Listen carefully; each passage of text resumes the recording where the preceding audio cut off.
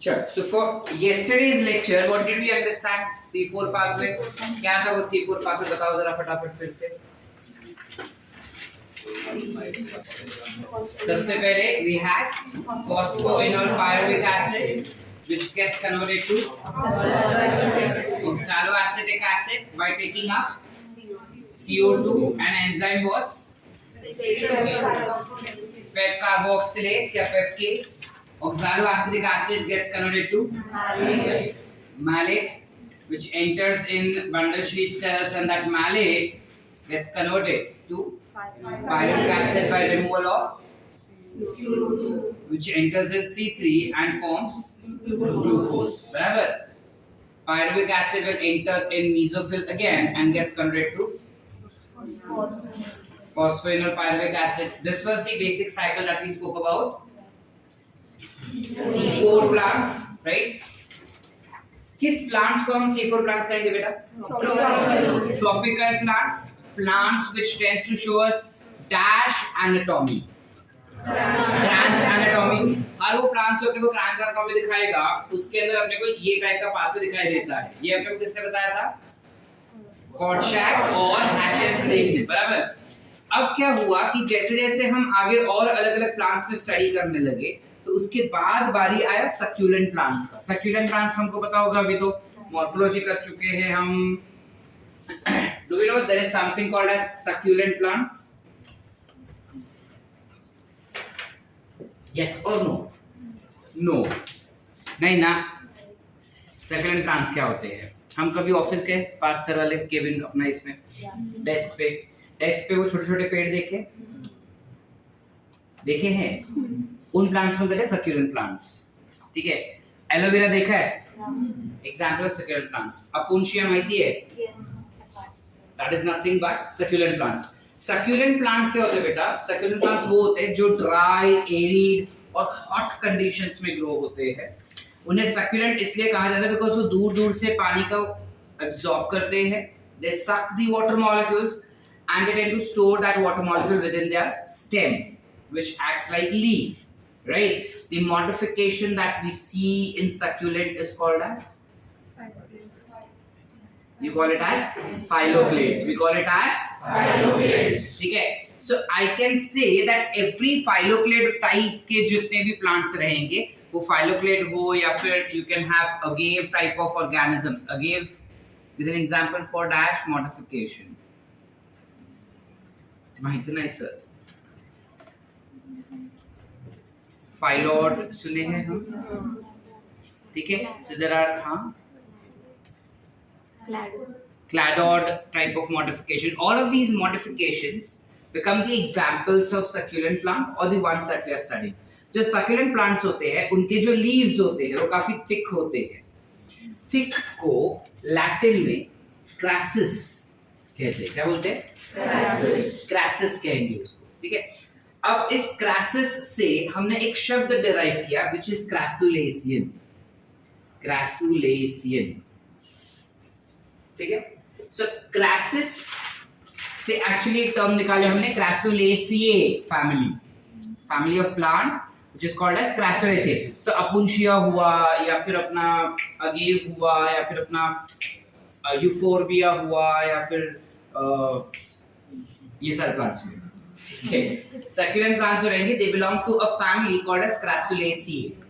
Crassulaceae family के अंदर जितने भी प्लांट्स है बेटा, सारे डाइकॉट्स है. पहली बात तो all of them are dicots and these dicots perform a special type of photosynthesis which is called as Crassulacean acid metabolism. ठीक है. in short called as CAM. So plants will be called as CAM plants and pathway will be called as CAM pathway. ठीक है. Nothing to do with Crassulacean acid जैसा कुछ होता है क्या? नहीं. Crassulacean acid यहाँ पे कहना चाहता है with regarding carbon dioxide. ऐसा क्यों सर? देखो, जितने भी Crassulaceae फैमिली से बिलोंग करने वाले प्लांट्स है, ये ऐसे प्लांट्स है जो हमने कहा कि वो dry, arid and hot condition में रहते हैं. ड्राई मतलब ड्राई, एरिड मतलब क्या? ड्राई हवा वाले. एरिया को एरिड कहते हैं, बंजर धरती वालों को एरिड कहते हैं, ज़ेरोफाइट्स को। और हॉट कंडीशंस में रहेंगे। इस टाइप के प्लांट्स जो होते हैं उनमें इतना ज्यादा गर्मी होने की वजह से दिन के समय पे स्टोमाटा ओपन नहीं होगा। क्यों नहीं होगा? क्योंकि अगर दिन के समय पे स्टोमाटा ओपन हुआ तो जितना भी पानी वो बेचारा इतना दूर दूर से एब्जॉर्ब करके ला रहा है वो सब इवेपोरेट हो जाएगा ना इतने हॉट गर्म में। सो इनके प्लांट्स के अंदर स्टोमाटा दिन के जगह पे रात को खुलता है, दिन के जगह पे रात को स्टोमाटा खुलता है। अब जब दिन के समय पे छोड़ के रात में अगर स्टोमाटा ओपन हो रहा है तो pretty obvious that this reaction which is carbon dioxide fixation reaction will occur when night में, तो ये चीज रात में हो जाएगा। समझ पा रहे हैं? Why will it occur at night? Because these plants store, fix or convert carbon dioxide into sugar molecule at the night. रात के समय पे इन प्लांट्स के सेल्स के अंदर कार्बन डाइऑक्साइड का कॉन्सेंट्रेशन बहुत ज्यादा होता है, जिस वजह से नाम आया है क्रैसुलेसियन एसिड मेटाबॉलिज्म। सर लेकिन कार्बन डाइऑक्साइड आया तो उसमें एसिड क्यों बोला है? बिकॉज जब रात के समय पे कार्बन डाइऑक्साइड को फिक्स किया जाता है तब मैलेट काफी भारी मात्रा में सिंथेसाइज होके सेल्स के अंदर स्टोर्ड रहता है। ठीक है, फिर दिन का समय पे क्या हो जाएगा? दिस मैलेट विल टक टक टक टक टक get converted to phosphoenol pyruvic acid. Understood? So because at night condition the concentration of malate is very high within the cells, also carbon dioxide is fixed during night. Because of this there's an acidic environment which is formed within the cells, leading to their name being called as क्रैसुलेसियन acid metabolism. Are we clear up till here, beta? Any doubts? This is the last type of pathway that we aim to see within the plants, which is called as CAM pathway. Pathway same है, C4 pathway और CAM pathway same है। खाली difference क्या है? C4 में जो चीज दिन में हो रहा था CAM में वो चीज रात में होता है। C4 में जो चीज रात में हो रहा था CAM में वो चीज दिन में होता है, बस। बाकी सब सेम। तो इसमें भी क्रैन्स एनाटॉमी दिखेगा क्या सर? नहीं, इसमें Kranz anatomy is not C. Sure, the Cran's anatomy will be absent. ठीक है, they will not show Cran's anatomy, but they tend to grow at very high temperature. So when I say that they are growing at very high temperature, means that temperature they grow on temperature of more than 40 degrees Celsius.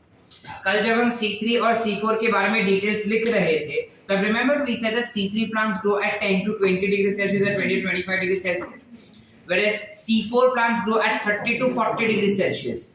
ये plants 40 से ज़्यादा temperature पे grow करते हैं। Are we clear up till here, बेटा? Any doubts? Sorted? Cycle same रहेगा C4 जैसा ही, कोई डिफरेंस नहीं।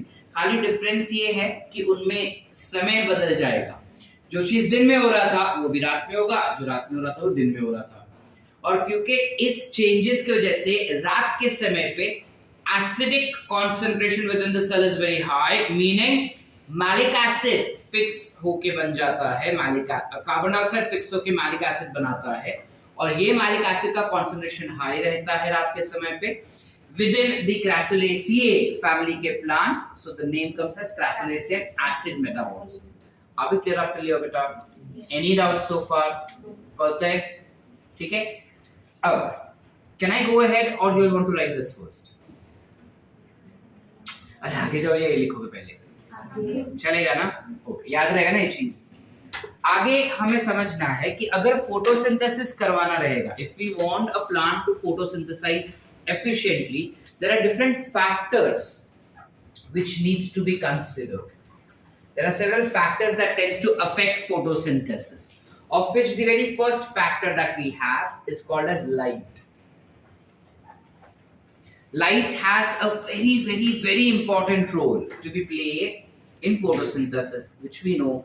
So जब light का बात करते हैं, हमारा NCERT में एक ग्राफ दिया है, तो इस ग्राफ के हिसाब से एक्सप्लेनेशन ये दिया गया है कि अगर ये सपोज लाइट है और ये सपोज रेट ऑफ फोटोसिंथेसिस है, ठीक है, रोग नहीं, रेट ऑफ फोटोसिंथेसिस, अगर ये रेट ऑफ फोटोसिंथेसिस है तो जैसे जैसे तुम लाइट का इंटेंसिटी बढ़ाओगे फोटोसिंथेसिस बढ़ते जाएगा बढ़ते जाएगा बढ़ते जाएगा बढ़ते जाएगा, एक पॉइंट पे आने के बाद तुम लाइट को कितना भी बढ़ाओ photosynthesis will not increase.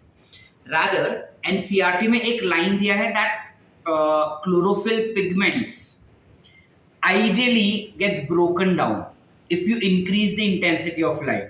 Why chlorophyll pigments will get broken down? Because वो light energy ज़्यादा आएगा और वो ज़्यादा light energy आने की वजह से उनका oxidation ज़्यादा हो जाता है, chlorophyll molecule breaks down. But theoretically ये expression दिया है, जब उन्होंने ग्राफ का एक्सप्रेशन दिया है तब ये बताया है कि क्लोरोफिल टूटता नहीं है बट लाइट से वो सैचुरेट हो जाता है, जिस वजह से उनका फोटोसिंथेटिक रेट जो है वो कंसिस्टेंट रहेगा। मतलब there are two contradict things that are given with in the same context. So अगर ग्राफिकल एक्सप्लेनेशन आए तो yes we will write that chlorophyll gets saturated for light after some point of time, whereas directly statements अगर दिए रहेंगे बिना graphical expression के तो you can definitely mention it that in higher light intensity chlorophyll fails to function and that's why you do not have photosynthesis carried out efficiently. Are we clear? चलिए आगे बेटा। ये हो गया फर्स्ट वाला light intensity का। इसमें ना एक साइंटिस्ट था जिसका नाम था एमर्सन। इसने हमें दो लॉज दिए थे, he gave us two effects जिसको Emerson's red drop effect and Emerson's red enhancement effect. अब इसका क्या मतलब हुआ? देखो ये चीज एनसीईआरटी में दिया नहीं है अपने को, लेकिन this concept is given in NCERT exemplar.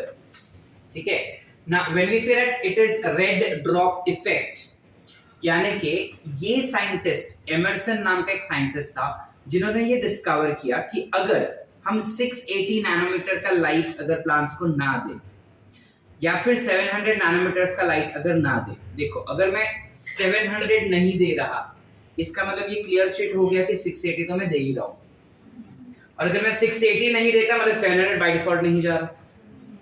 समझ पा रहे हैं? सो यहाँ पे उसने क्या बोला कि अगर 680 नैनोमीटर्स का लाइट नहीं दिया हमने प्लांट को तो प्लांट का फोटोसिंथेटिक रेट जो रहेगा वो कम हो जाएगा, which is fair enough। क्योंकि अगर 680 नहीं दिया तो 700 अपने आप ही नहीं जाएगा, मीनिंग उसने से 680 नैनोमीटर का बताया, but then that concludes as 680 as well as 700 is not given to the plant and that's why the rate of photosynthesis will drop.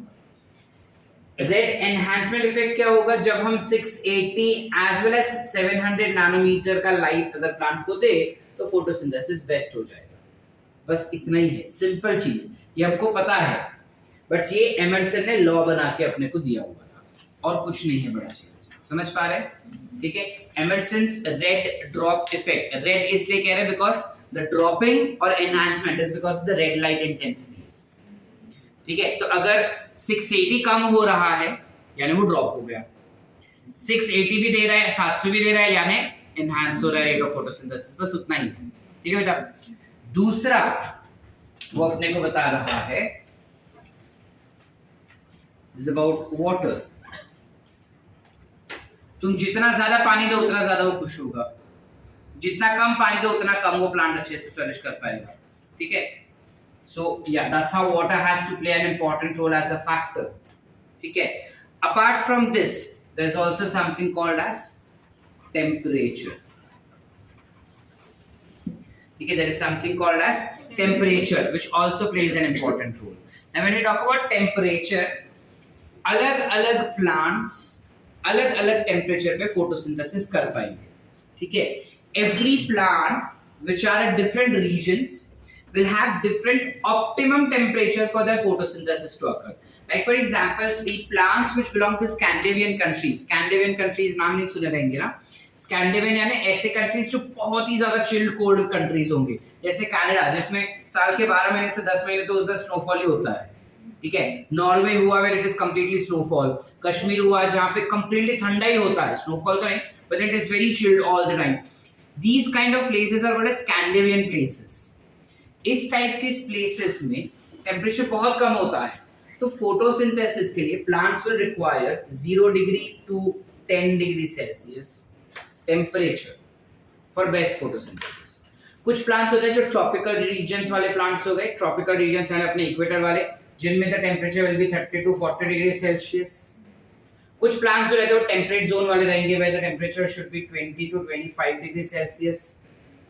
ठीक है, there are some plants like CAM plants which live at extreme heat.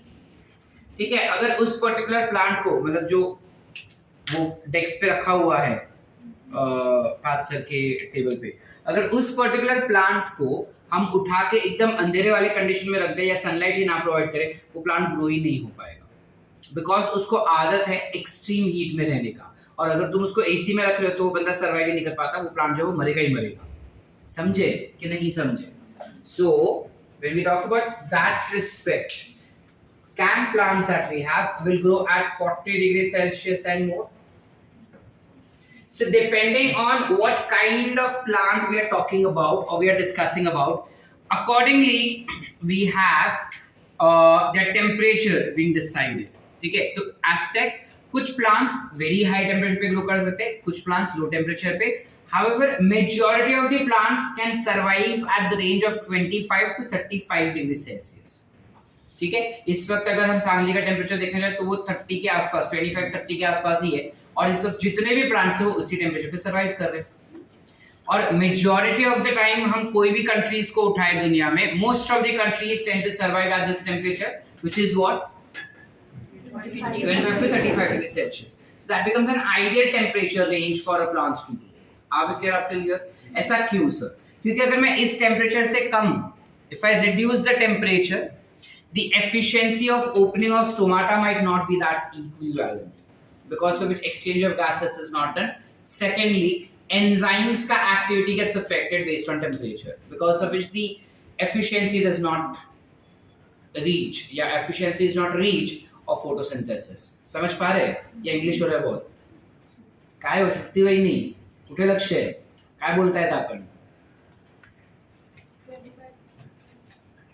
हाँ 25 to 30 what मर जाते, grow होते। Decide कर, मरना है या ग्रो करना है उसको। हाँ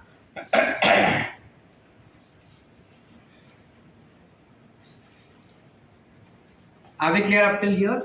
The next thing that we have is regarding carbon dioxide concentration. Very very very important. ये तीन तो है ही इंपॉर्टेंट, सबसे ज्यादा इंपॉर्टेंट तो ये हो जाता है कार्बन डाइऑक्साइड कॉन्सेंट्रेशन। ठीक है, देखो जब हम हवा का बात करते हैं, generally in air carbon dioxide concentration is 0.03 to 0.04%, but efficient photosynthesis, अच्छे क्वालिटी का फोटोसिंथेसिस तब होता है जब इसका कॉन्सेंट्रेशन 0.5% या फिर उससे ज्यादा होगा, तो ही हम कह सकते हैं कि फोटोसिंथेसिस एफिशिएंटली हो रहा है। इस कॉन्सेंट्रेशन में फोटोसिंथेसिस होगा लेकिन उतना बेहतर नहीं होता। समझ पा रहे कि नहीं समझ पा रहे? अब कुछ बोलना था। अब विद दैट रिस्पेक्ट कहा जाता है कि अलग अलग प्लांट्स में अलग अलग तरीके के कार्बन डाइऑक्साइड के कॉन्सेंट्रेशन पे वो सैचुरेट हो गया। मीनिंग अब मैंने 0.5%, 0.05% का कार्बन डाइऑक्साइड हवा में कर दिया। अब कुछ प्लांट्स से कार्बन डाइऑक्साइड ले रहे, हम कार्बन डाइऑक्साइड कॉन्सेंट्रेशन बढ़ाते जा रहे, बट एट सम पॉइंट जो एंजाइम्स होते हैं वो सैचुरेट हो जाएंगे, यानी जितने भी एंजाइम्स हैं उसके अंदर, तो सारे के सारे एंजाइम्स जो है वो कार्बन डाइऑक्साइड ले चुके हैं। अब तुम कार्बन डाइऑक्साइड कितना भी बढ़ाओ तो फोटोसिंथेसिस बढ़ाएगा नहीं, स्टैग्नेंट रखेगा।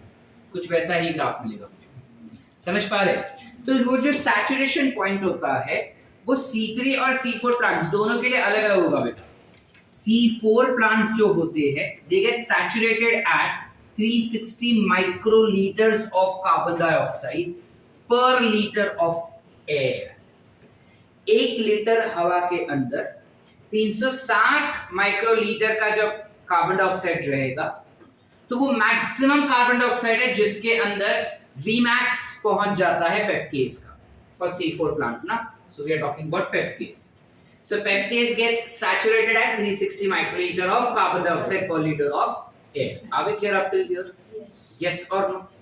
जबकि जब हम C3 प्लांट्स का बात करते हैं, C3 प्लांट्स में यू रिक्वायर 450 माइक्रोलीटर्स पर लीटर ऑफ एयर, यानी C3 प्लांट्स का जो रुबिस्को होता है ना, वो रुबिस्को तब सैचुरेट हो जाएगा जब तुम कार्बन डाइऑक्साइड का लेवल 450 माइक्रोलीटर पर लीटर ऑफ गैस करोगे, तब वो सैचुरेट होता है। समझ पा रहे, अकल चल पा रहा है अपना कि नहीं समझ पा रहे? हमारे पास दो पाथवे है, ठीक है। लेट्स से दिस बंदा है C4 and she is C3। इसके पास है पेप्टेज, इसके पास है रुबिस्कोस।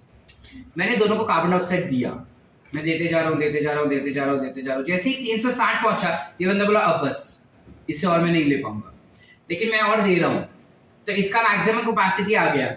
ये और भी करे जा रहे। जब 4.5 आ गया तभी बोले बस अब बस, समझे ना? That means saturation point for both of them is different.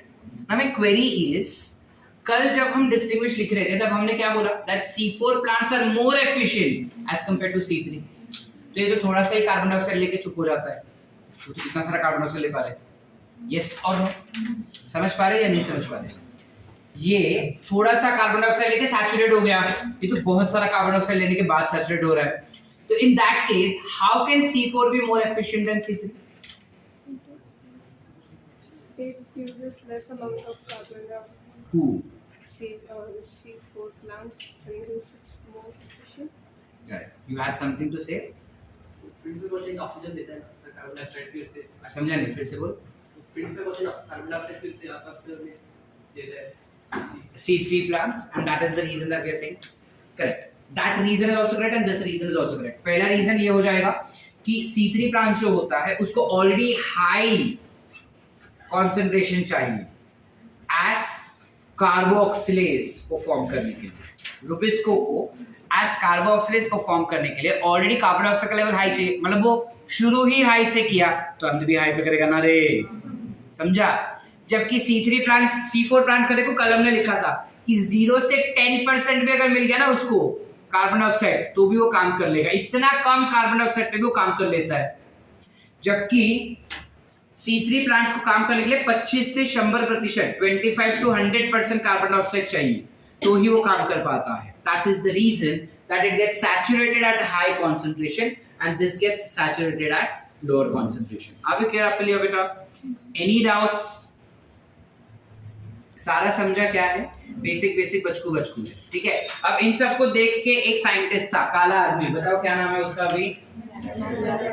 Doctor F Blackman. ये डॉक्टर F ब्लैकमैन ने अपने को एक पर्टिकुलर लॉ बना के दिया, which is law of limiting factor. Law of limiting factor आता है क्या इससे? लॉ ऑफ लिमिटिंग फैक्टर मतलब इस बंदे ने F ब्लैकमैन ने कोशिश किया ये बताने का कि कौन से ऐसे फैक्टर्स है जो अगर नहीं हुए तो फोटोसिंथेसिस अच्छे से काम नहीं करेगा। मतलब सपोजिटली कि मैं एक पर्टिकुलर कंपनी चला रहा हूँ, उसमें एक फाइनेंस देख रहा है, एक प्रोडक्ट देख रहा है, एक मार्केटिंग देख रहा है और एक डिस्ट्रीब्यूशन देख रहा है। अब ये चार मेरे लिए इंपॉर्टेंट हुए।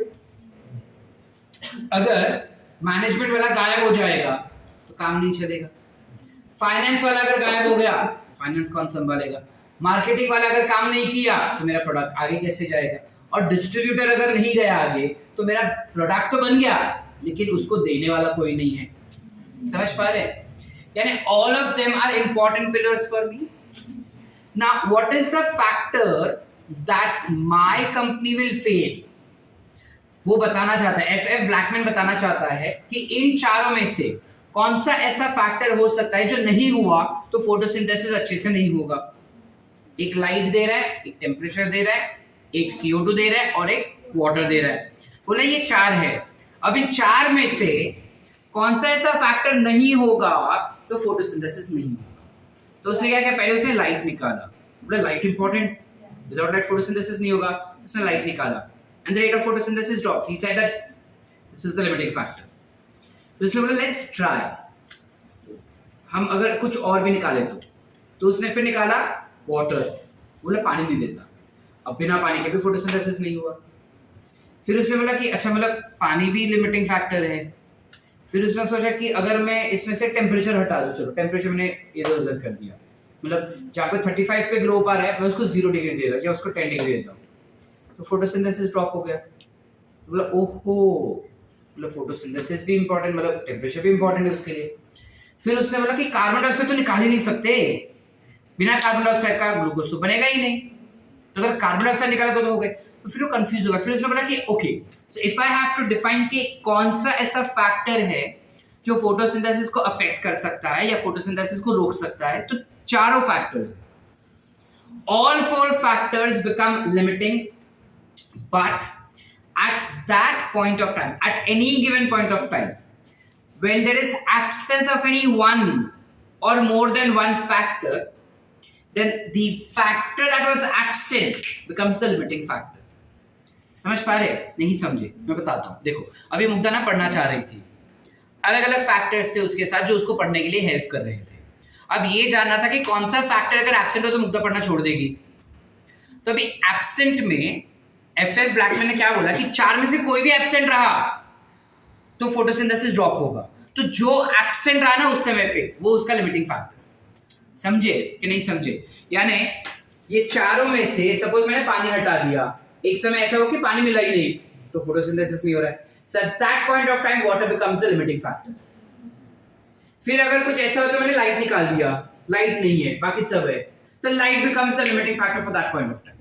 This concept was given to us by doctor F F. Blackman. आगे क्लियर आपके लिए बेटा? Any doubt so far? नक्की पूरा समझा? With that we end with your chapter of photosynthesis complete. I hope the chapter was clear.